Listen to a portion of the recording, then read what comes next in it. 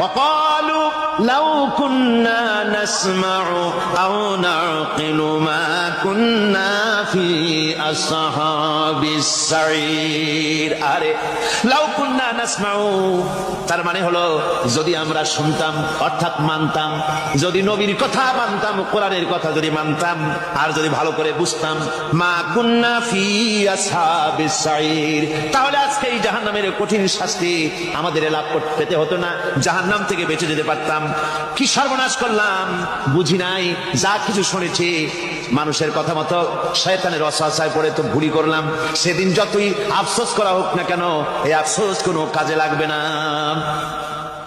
قل أذلك خير أم جنة الخلد التي وعد المتقون كانت لهم جزاء ومصيرا। আল্লাহ বলছেন এই সব